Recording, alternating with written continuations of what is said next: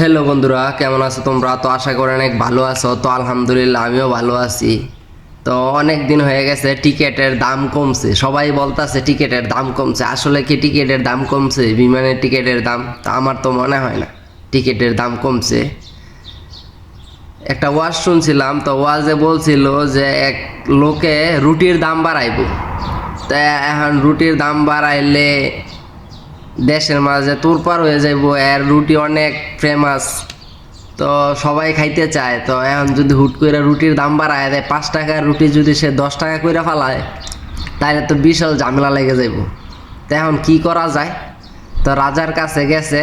রাজার অনেক মানে ভয়ে ভয়ে বলছে যে রাজা সাহেব রুটির দাম বাড়াইতে হইব। পরে বলতেছে কত বাড়াইতে চাও? বলতেছে 5 টাকা।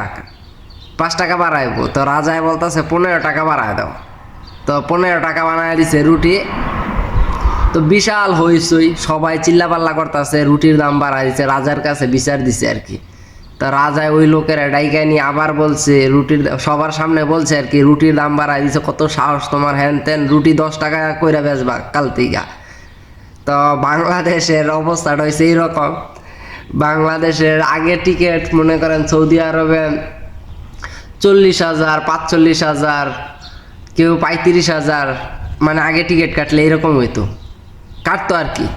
তো বর্তমানে কি এই টাকা আছে? বর্তমানে 50,000, 55,000, 49,000, মানে টিকিটের দাম আগের থেকে বাড়ছে। কিন্তু এটা সিস্টেম করে বাড়াইছে আর কি। কিন্তু এটা আমরা অনেকেই বুঝতেছি যে টিকিটের দাম কমছে। আসলে কি টিকিটের দাম কমছে? আমার তো মনে হয় না। আর বর্তমান সরকার একটা কথা বলছিল যে মানুষ হইছে পৃথিবীর মাঝে সবচেয়ে বড় সম্পদ। এই সম্পদ আমাদের আছে, তার মানে আমরা এই সম্পদটাকে কাজে লাগাইতে হইব।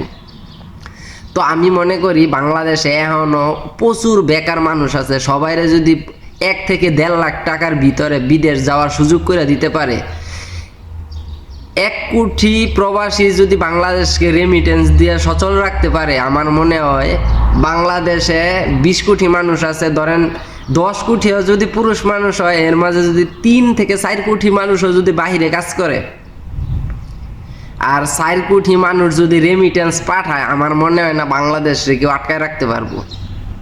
আমার মনে হয় না। তো ধরেন 4 কোটি মানুষের রেমিটেন্স বৈধভাবে পাঠাইবার দরকার নাই, হুদা 2 কোটি মানুষ তো বৈধভাবে রেমিটেন্স পাঠাইব, বাংলাদেশে কেউ আটকায় রাখতে পারবো না, এটা আমার মনে হয়। তো বাংলাদেশ সরকারের সর্বপ্রথম কাজটা কি আপনাদের কি মনে হয়? যে মানুষকে 1.5 থেকে 1 লাখ টাকার ভিতরে বিদেশ পাঠাইবার সুযোগ সুবিধা কইরা দেওয়া, ভালো কাজ শিখাইবার ব্যবস্থা কইরা দেওয়া। সৌদি আরবে যদি আপনি হাতের কাজ জানেন, একটা না একটা সময় আপনি ভালো কাজ করতে পারবেন না। কাজ না জানলে ভালো কাজে যাইতে পারবেন না। আশা থাকতে পারে যে আমি এই কাজটা পারি, একটা সময় আমি এই কাজ করুম। আপনি যে ডাইভিং পারেন, সৌদি আরবে মনে করেন যে ডাইভিং শিখতে লাইসেন্স বাইর করতে যদি পারেন, তাইলে সর্বোচ্চ 1200, 1300, 1500 রিয়াল লাগতে পারে। আর যদি আপনি না পারেন, তাইলে 2 লাখ টাকা লাগবে, 1.5 লাখ টাকা লাগবে। তো আপনি এত টাকা দিয়ে জীবনও যাবেন না লাইসেন্স করার জন্য।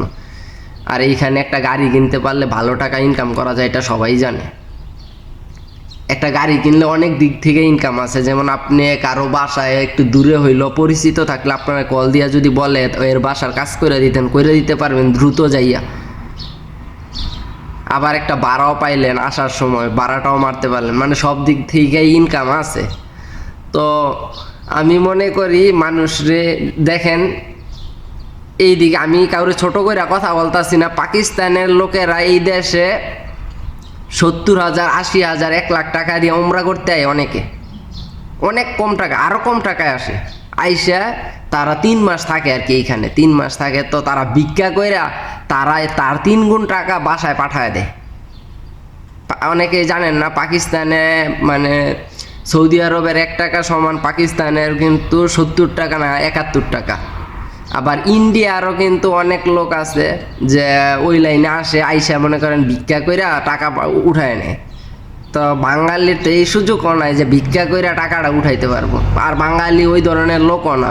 বাঙালির আত্মসম্মান অনেক বেশি। বাঙালি এই দেশে কষ্ট কইরা খাইবো, না খাইয়া থাকবো, শেষ পর্যায়ে সে বাড়ির চলে যাবো, পরও সে ভিক্ষা করবো না। বাঙালি হয়েছে ওই জাতি। তো তো বাঙালিদের আত্মসম্মান অনেক বেশি। তো আমি বলি নাই যে ভিক্ষা করার কথা, ওদেরকে ভালো কাজ শিখায়া দেশে বাহিরে পাঠাইলে আমার মনে হয় আরো কম টাকায় পাঠাইলে তারা আরো ভালো কিছু করতে পারবো। অনেক মানুষ আছে অনেক টাকা ঋণ কইরা পরে বিদেশ আসে, তারা ওই ঋণের ভয়ে তারা আরো ভালো কিছু করতে পারে না, যে আমি একটু ভালো কিছু করতে যখন যামু তখন আমার এই দেশ থেকে পাঠায় দিব, বা পুলিশ ধরলে আমি 4-5 লাখ টাকা মাইর খামু, আর ওই জায়গায় যখন কল্পনা করবো আর 1 লাখ টাকা দিয়েই তো আইছি, চেষ্টা করি না ভালো কিছু করার। 1 লাখ টাকা 1.5 লাখ টাকা খরচ কইরা সৌদি আরবে আইসা তারা 1 থেকে 1.5 লাখ টাকা মাসে কামায়, আর আমরা 4 লাখ টাকা দিয়ে আইসা 50,000 টাকা কামাইতে পারি না। এটাই হচ্ছে আমাদের সমস্যা। তো সরকার যেহেতু বলছে মানুষ সবচেয়ে বড় সম্পদ, তো আমি মনে করি এই সম্পদ সবার আগে কাজে লাগানো দরকার। কারণ এই সম্পদ যদি কাজে লাগে তাইলে আর বসে থাকবো না বাংলাদেশ খালি দৌড়াইব। তো সরকার কি করতেছে ওইটা আমি জানি না, কিন্তু আপনারা কমেন্ট করতে পারেন যে আমার কথা কি ঠিক আছে কিনা।